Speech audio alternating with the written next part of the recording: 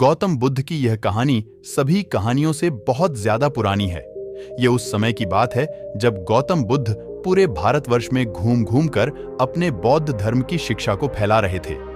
वह अपने शिक्षकों के साथ अपने धर्म के बारे में प्रचार कर रहे थे। इसी बीच उन्हें बहुत प्यास लगी। प्यास को बढ़ता हुआ देखकर उन्होंने अपने एक शिष्य से पानी लाने को कहा। शिष्य जब गांव में पानी लेने पहुंचा तो उसे वहां एक नदी दिखी जिसमें काफी लोग अपने कपड़े धो रहे थे और कुछ लोग अपने गायों को नहला भी रहे थे। इसी वजह से नदी का पानी बहुत गंदा था। शिष्य ने नदी का यह हाल देखकर गौतम बुद्ध के पास खाली हाथ जाना ही ठीक समझा।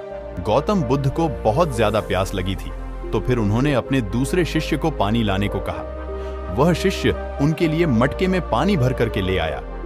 यह देखकर गौतम बुद्ध बहुत ही ज्यादा आश्चर्यचकित हो गए और उन्होंने अपने शिष्य से पूछा कि यह पानी तुम कहां से ले आए।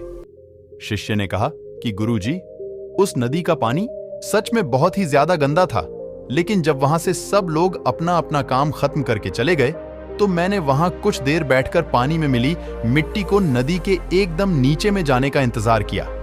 जैसे ही मिट्टी नीचे बैठी वैसे ही नदी का पानी एकदम साफ हो गया, तो वही पानी मैं ले आया हूं। गौतम बुद्ध अपने शिष्य की यह बात सुनकर बहुत ही खुश हो गए और अन्य शिष्यों को शिक्षा देते हुए कहा कि हमारा जीवन भी एक नदी के जल जैसा ही है। जीवन में अच्छे काम करते रहने से हमारा जीवन हमेशा साफ और सुथरा बना रहता है, लेकिन बहुत बार हमारे जीवन में ऐसे भी पल आते हैं जब हमारा जीवन दुख और समस्याओं से भर जाता है। ऐसे में हमें हमारी जिंदगी ही बेकार लगने लगती है।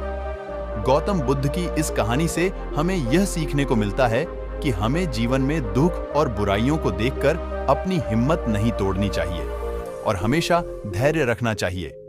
हमारे जीवन की समस्याएं खुद ही धीरे धीरे खत्म हो जाती हैं।